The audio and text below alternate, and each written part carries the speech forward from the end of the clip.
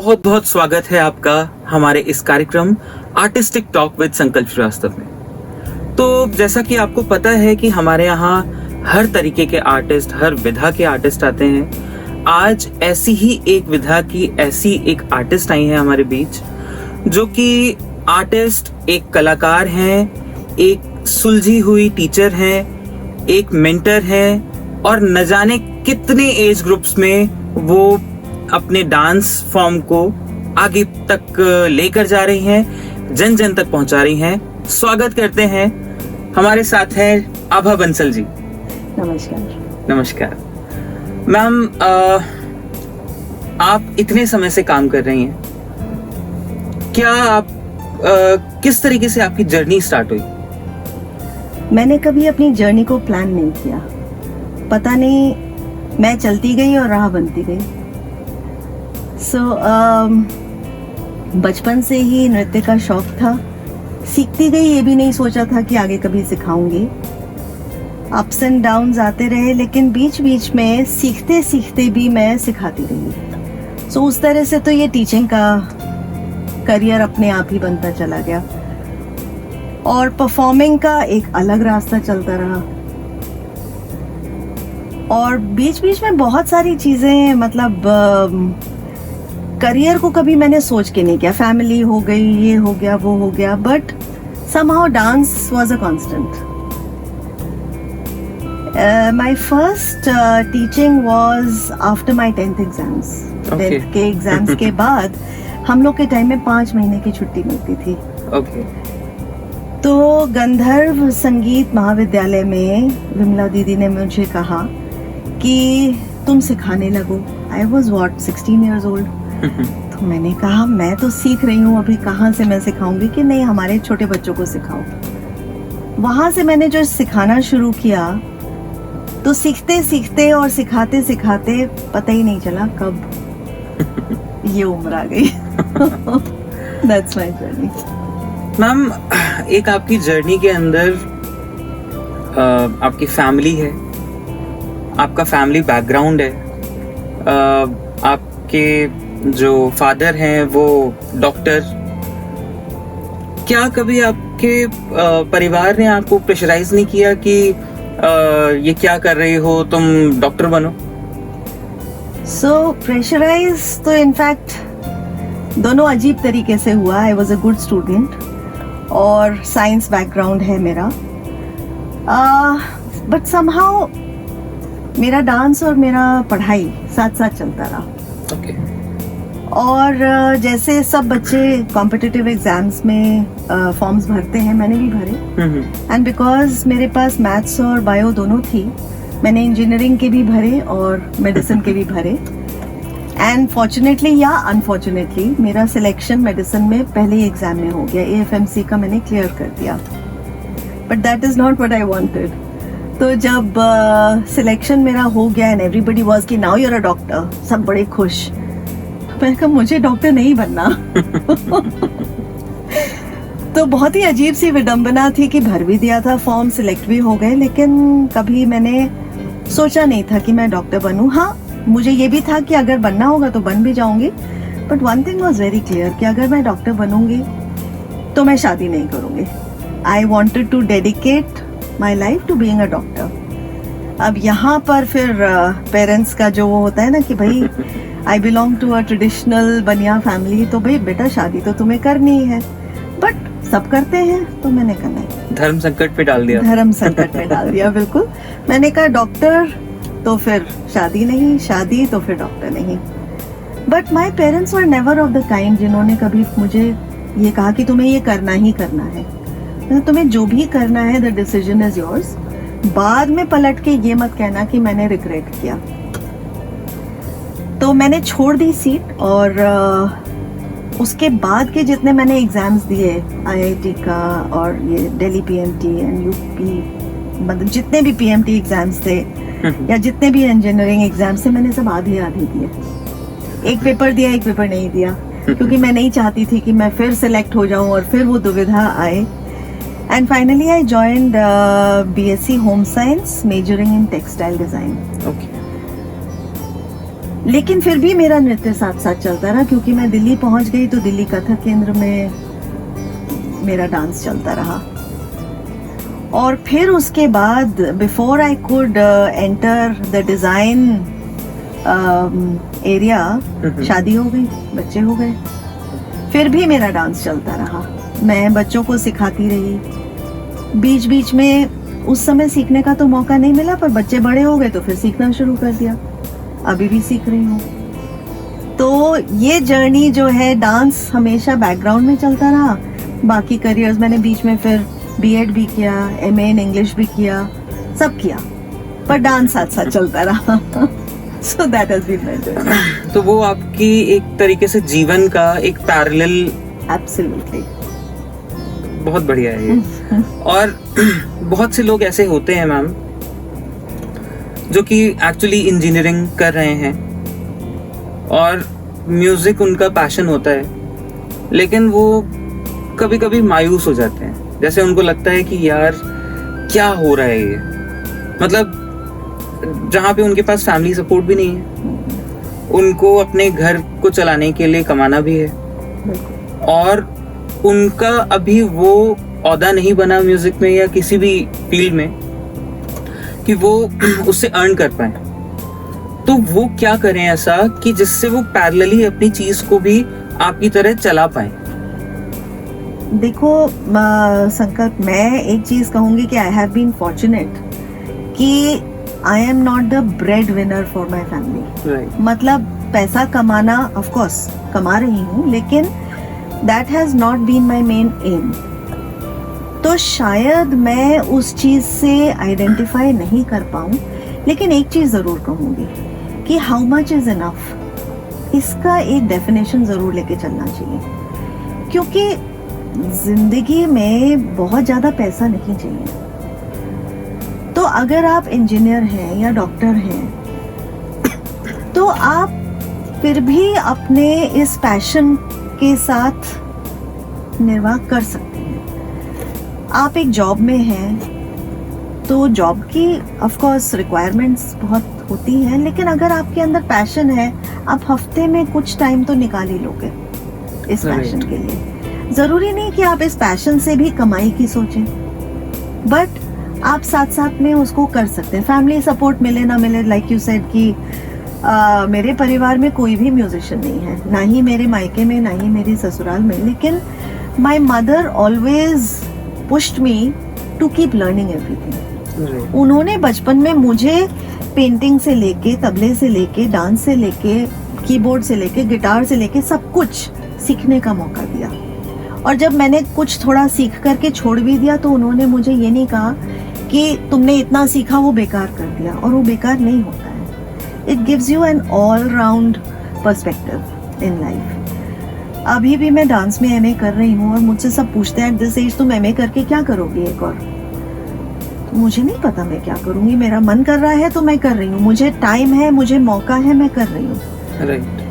और मैंने कभी प्लान नहीं किया था। मैंने करिकुलम डिजाइन में अपना पैर रखा, उसके पहले मुझे नहीं आइडिया था ये फील्ड क्या होती है, but because I have a science background, because I have a music background, तो मैं इंटीग्रेटेड एजुकेशन में बहुत काम कर सकी। About 10-12 years I have spent planning integrated modules. लेकिन ये चीज ऐसी नहीं थी कि मैं प्लान कर रही थी, आ गई रास्ते में, मैंने कहा क्यों नहीं, बिकॉज, और मैंने सीखा बहुत, इस दौरान भी मैंने बहुत सीखा। तो जो आपने पूछा कि मेरी एडवाइस क्या है, ये है कि कभी किसी भी चीज को बहुत रिजिडली प्लान नहीं करना चाहिए, हमेशा हर स्थिति के लिए ओपन रहना चाहिए, जब जो मौका मिले उसे पकड़ लेना चाहिए, और जितना टाइम मिले उतने टाइम में अपने पैशन को भी प्रोफेशन के साथ बैलेंस करना चाहिए। पर बहुत ज्यादा महत्वाकांक्षाएं जब हो जाती हैं, जैसे मैं ये देखती हूँ कि मेरे साथ के लोग जो प्रोफेशनल उसमें बहुत अच्छा कर रहे हैं, सीईओज बन गए हैं, या मेडिकल लाइन में बहुत अच्छा कर रहे, मैं भी कर सकती थी बट नहीं किया, दैट्स ऑल राइट। मैंने और बहुत कुछ किया, या डांस की फील्ड में मैं बहुत ज़्यादा नहीं कर पाई, एज अ परफॉर्मर मेरा नाम नहीं है, लेकिन दैट्स ऑल राइट, क्योंकि मैंने और बहुत कुछ किया। फैमिली को कितना टाइम देना है ये हमें ही डिसाइड करना होता है। बिल्कुल। तो मैं लाइफ को एक पिज्ज़ा की तरह समझती हूँ। पिज्ज़ा में स्लाइसेस होती हैं, हर स्लाइस का अपना अपना महत्व होता है।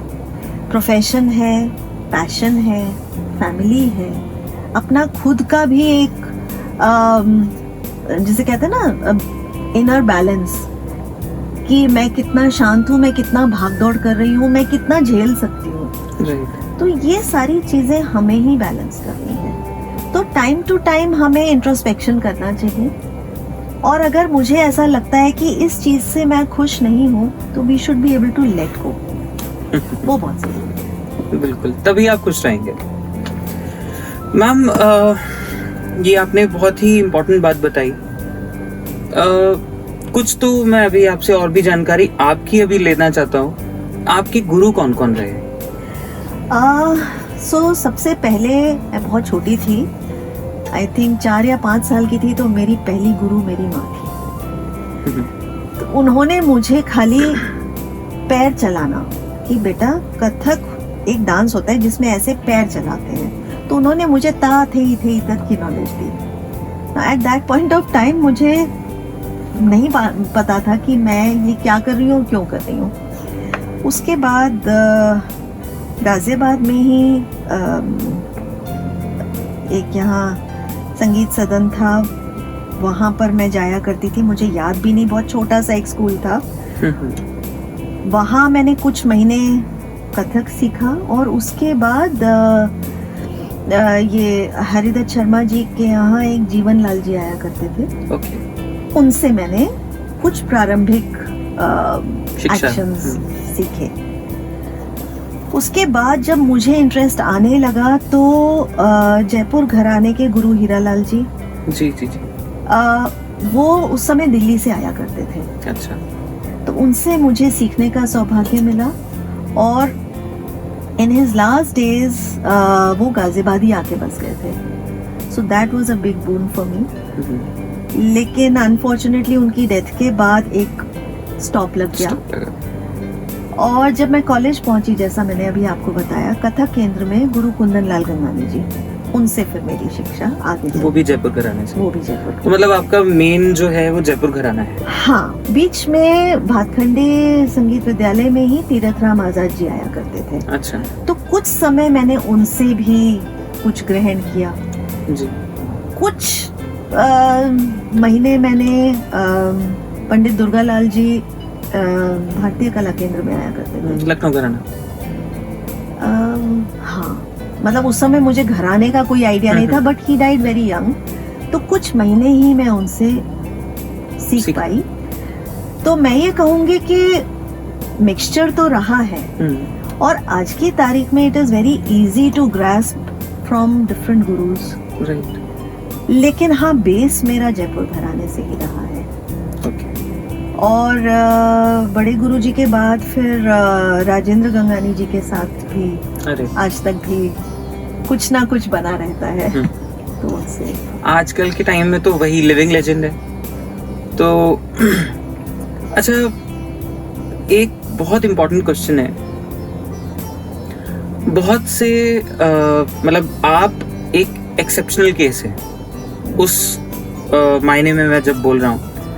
बहुत से ऐसे कलाकार होते हैं जो कि अपनी कला को ही लेकर उस पे काम करते रहते हैं, उसको मांझते रहते हैं, पॉलिश कर करके उसको बहुत सुंदर बना लेते हैं। लेकिन वो कहीं ना कहीं पढ़ाई को भूल जाते हैं। वो पढ़ते नहीं हैं, वो स्टार्टिंग के डेज से ही उनका दिमाग हट चुका है। पढ़ाई भी साथ में कितनी जरूरी है इसके लिए, ये जरा बताइए। बहुत जरूरी है, क्योंकि again like I said, life is a pizza. बिल्कुल। आपने एक ही स्लाइस के ऊपर कंसंट्रेट किया, उसको मांझा, बहुत अच्छा किया, लेकिन एक बेसिक लेवल ऑफ एजुकेशन मेरे हिसाब से जरूरी है। क्योंकि आप जब कितने भी बड़े मंझे हुए कलाकार हैं, अगर आप उसे प्रेजेंट नहीं कर पा रहे हैं, और स्पेशली आज की तारीख में हम ग्लोबल हो चुके हैं, हमें भाषा का ज्ञान होना चाहिए, हमें तकनीक का ज्ञान होना चाहिए। हम किस तरह से अब सडनली ओवरनाइट पिछले 2 सालों में लॉकडाउन की वजह से everything has become online. Right. अब अगर हमने परफॉर्मेंस को हमेशा स्टेज पे किया है और हमें ये आइडिया नहीं है कि हम किस तरह से टेक्नोलॉजी का प्रयोग करें, smartphones, computer, Facebook live and YouTube live और ये सारी चीज़ें, अगर हम इसके अकस्टम्ड नहीं हैं, ऑफ कोर्स सीख रहे हैं, लेकिन एक बेसिक लेवल ऑफ एजुकेशन हमें चाहिए उसके लिए। कंप्यूटर savvy होना ज़रूरी है। जब आप स्टेज पे चढ़ के अपने डांस के बारे में बता रहे हैं तो आपको अपनी भाषा के ऊपर होल्ड होना चाहिए, जिससे आप अपनी ऑडियंस को गेज करके आप उनसे ढंग से बात कर सकते। बिल्कुल। आप अपनी कला को किस तरह से पैकेज करके पहुंचा रहे हैं, क्योंकि it is a performing art. Exactly. तो अगर परफॉर्मिंग आर्ट को आप अच्छे से परफॉर्म नहीं कर रहे हैं, आपने थोड़ा टुकड़ा तो बहुत सुंदर नाचा, लेकिन उसको आप एक्सप्लेन कर पा रहे हैं कि नहीं कर पा रहे हैं, देन आपको इवेंट ऑर्गेनाइजर से या you have to be smart enough to be in contact with the right people. Right. सही लोगों के साथ आप किस तरह से संबंध बना सकते हैं। तो एक, मैं ये नहीं कह रही कि आपको बहुत डिग्रियां हासिल करनी चाहिए, बट एक बेसिक लेवल ऑफ एजुकेशन आपका होना चाहिए। आपको अगर टीचिंग लाइन में भी जाना है, स्कूल कॉलेज में भी आपको अगर एम्प्लॉयमेंट चाहिए, तो अलॉन्ग विथ योर डिग्रीज इन कथक या एनी अदर परफॉर्मिंग आर्ट, आपको एक बेसिक डिग्री तो चाहिए। And if you are a B.Ed, of course, B.Ed is not necessary according to CBSE, but a B.Ed gives you a basic perspective on teaching. Right. तो मेरे हिसाब से even आप अगर स्कूल में काम करें या ना करें, B.Ed से टीचिंग के बारे में आपको समझ आएगी, एजुकेशन के बारे में पता चलेगा। If you are not worried about only the degree. Exactly. Degree छोड़ करके जो उसका कंटेंट है, अगर आप उसको पढ़ें, जिसमें चाइल्ड साइकोलॉजी भी आती है, उसमें वेरियस स्टेजेस ऑफ लर्निंग भी आती है, तो आप गेज करके अपने मॉड्यूल्स को ढंग से प्लान करके और उसको पैकेज कर सकते हैं। बिल्कुल। और ऑफ कोर्स भाषा पे, और जब आप कमाने लगे तो उसकी मैथ्स भी चाहिए आपको उसको कहाँ इन्वेस्ट करना है वो भी जानना जरूरी है। You should be a good tax payer also, you should be a good civic person also. तो मेरे हिसाब से हर तरह का एक ऑलराउंड एजुकेशन हर इंसान के लिए, नॉट ओनली कलाकार, हर एक के लिए जरूरी है। मैम, आपकी एक जर्नी एक और पैरेलली रही है। आप एक बहुत बड़ी संस्था है जिसका नाम है स्पिक मैके। तो आप स्पिक मैके की कोऑर्डिनेटर रही हैं। आप इतने सारे आर्टिस्ट जितने भी आते थे यहाँ पे, आपके संपर्क में रहते थे, सब रहता था। वो कैसा एक्सपीरियंस रहा आपका? वो भी अचानक से हो गया मेरे साथ। जब मैं कॉलेज में थी, लेडी हवन कॉलेज में, तो ये 1982-83 की बात है। तो वहाँ पर हमारे लॉन्स में हफ्ते में 1-2 बारी भीड़ सी लगती, मतलब एक मैं देखती थी कि सर्कल में कुछ लोग बैठा करते थे और 1-2 घंटे कुछ बातें करते थे और फिर चले जाते थे। बड़े इंटरेस्टिंग किस्म के लोग होते थे और मैं उस समय नहीं जानती थी, पर एक पर्सन, डॉक्टर किरण सेठ, हर समय वहाँ पर होते थे। अच्छा, क्या बात है। तो वो एक्चुअली स्पिक मैके की ही मीटिंग्स होती थी। मॉडर्न स्कूल और लेडी हवन कॉलेज में 2 जगह पे इन लोग का बेस होता था। एंड वैसे तो किसी भी एजुकेशनल इंस्टीट्यूशन में जा करके और अपना वही लॉन में बैठ करके, कोई हाई फाई कुछ नहीं, अपना वही लॉन में सब बैठ जाते थे और अपना बातें करते थे। तो 2-1 बार मैं ऐसे झांकते तो डॉक्टर सेठ ने एक बार ही पकड़ लिया, ए यू ऐसे करके बुलाया,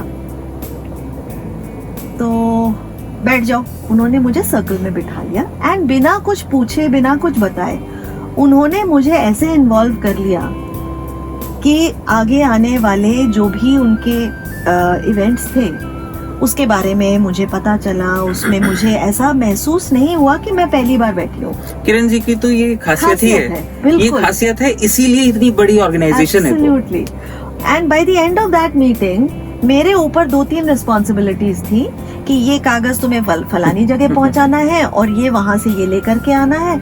मुझे कुछ नहीं पता ये क्या संस्था है क्या नहीं है, but I just got involve. और वो दिन है और आज का दिन है, मतलब this organisation is so close to my heart.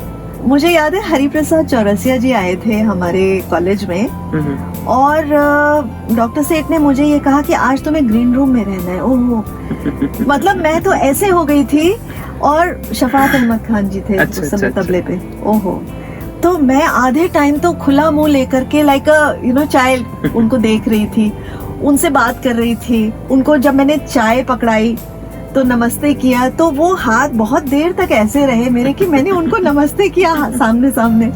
So it was that kind of an excitement at that time. फिर कॉलेज के बाद एज आई सेड शादी हो गई। शादी होकर के मैं 3-4 साल बाहर चली गई। When I came back to Ghaziabad, तो यहाँ पर जो स्पिक मैके की संस्था थी ऑलरेडी VMLG कॉलेज में चलती थी, बट किसी कारणवश वो काइंड ऑफ लिम्बो में चली गई थी। उसको रिवाइव किया, मनोरकर मैडम से बात करी, यहाँ वहाँ सब। और फिर उत्तम स्कूल में फिर मैंने डॉक्टर सेठ को बुलाया कि आप फिर से गाजियाबाद का ये जो चैप्टर है, सारे स्कूल्स कॉलेजेस जितने भी थे सब जगह से मैंने लोगों को बुलाया। And then we revived this chapter in 1997। और उस समय से लेकर के और आज तक भी हम गाजियाबाद में जितना ज़्यादा प्रोग्राम्स कर सकते हैं। 2006 में हमने नेशनल स्कूल इंटेंसिव भी किया था। तो उसमें इंडिया के लगभग 50 स्कूल से बच्चे आए थे। उत्तम school was the base, and उत्तम स्कूल वालों ने पूरी तरह से, मिसेस शशि बैनर्जी थी उस समय प्रिंसिपल, तो पूरी तरह से सपोर्ट किया। और लगभग 25-30 बड़े कलाकार आए थे, और 6 दिन तक everyday programmes, everyday workshop, convention चल रहा था, पूरा कन्वेंशन चल रहा था, दिन रात। मतलब वो 6 दिन कैसे निकल गए। वो 6 दिन तो ना मेमोरेबल 6 डेज होंगे वो। और मैं बताऊं, आखिरी समय तक वो दिन कभी कोई भूल ही नहीं सकता। नहीं भूल सकते। और वो 6 दिन के लिए जो 6 महीने पहले और 6 महीने बाद तक का जो काम था, पहले उसके लिए तैयारी करनी और फिर उसको एसिमिलेट करना, तो वो जो पूरा समय था, it was such a beautiful time. और ऑफ कोर्स एवरी प्रोग्राम जो भी होता है हर स्कूल में, इट्स अ न्यू जर्नी, छोटी सी एक जर्नी होती है। और कई बार होता है कि लोग कहते हैं कि बच्चे सुनते नहीं हैं, बच्चे, मेरा ये मानना है कि बच्चों को मौका नहीं मिलता है। क्योंकि इन माय एक्सपीरियंस, अगर एक ऑडिटोरियम में 400 बच्चे बैठे हैं, after the programme at least there are 2 or 3 or 5 or 10 जो मेरे पास आते हैं, मैम हमें तो पता ही नहीं था इंडियन क्लासिकल म्यूजिक ऐसा होता है। सो मेरा काम हो गया। अगर वो 4, 6, 8 बच्चों में भी एक sense of amazement and appreciation आ गया, तो मेरा काम हो गया। तो ये जरूर है कि भाई बच्चे अभी भी कीबोर्ड एंड गिटार के पीछे भागते हैं और सितार, सरोद जैसी चीजें नहीं सीखना चाहते हैं, क्योंकि उसमें मेहनत ज्यादा है। तो थोड़ा सा मेरे ख्याल से हमारे गुरुओं को भी नई प्यालियां बनानी पड़ेंगी to serve our old drink, छोटे छोटे मॉड्यूल्स में, क्योंकि हर बच्चा उस कमिटमेंट या उतना रियाज नहीं कर सकता। हर बच्चा परफॉर्मर भी नहीं बन सकता। लेकिन जैसे हमारे गुरुजी कहते थे ना कि तानसेन ना बनो पर कानसेन तो बनना चाहिए। तो कानसेन बनने के लिए हमें छोटे छोटे मॉड्यूल्स में अपनी आर्ट को परोसना आना चाहिए। उस तरह से बच्चों को हम अट्रैक्ट कर सकते हैं। जैसे ये चीज मैंने पंडित देबू चौधरी जी के अंदर देखी थी। वो हालांकि स्पिक मैके में अदर देन क्लासिकल म्यूजिक बजाना वर्जित था, लेकिन वो कभी कभी क्या करते थे कि अगर यमन बजा रहे हैं, बजाते बजाते किसी भी फिल्मी धुन का उन्होंने कण दे दिया, कहीं दीप जले कहीं दिल, या समथिंग लाइक दैट, और बच्चे एकदम से आइडेंटिफाई करते थे, ऐसे उठ के बैठ जाते थे कि ये उनका सुना हुआ है, और फिर धीरे से वापस वो राग में ले आते थे।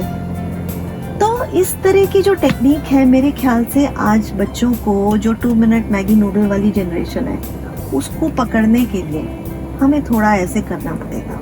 जी, हालांकि बड़े जो हमारे गुरु लोग हैं वो इस बात से वो सहमत अपोज नहीं करेंगे होंगे, बिल्कुल। लेकिन कम से कम एक इंटरेस्ट डेवलप करने के लिए हमें बच्चों की भाषा बोलनी पड़ेगी, और उसमें मुझे लगता है कोई बुराई नहीं है, एज लॉन्ग एज आप खुद ना बह जाएं उसमें। बिल्कुल। आपको पकड़ के उनको लाना है और बताना है कि बेटा देखो ये हमारी धरोहर है, और उनको बड़े प्यार से खींच करके और उसमें लाना है, तो धीरे धीरे थिंग्स विल चेंज। चलिए मैम, आपसे तो इतनी बातें हो सकती है ना कि वो कभी खत्म ही नहीं होंगी।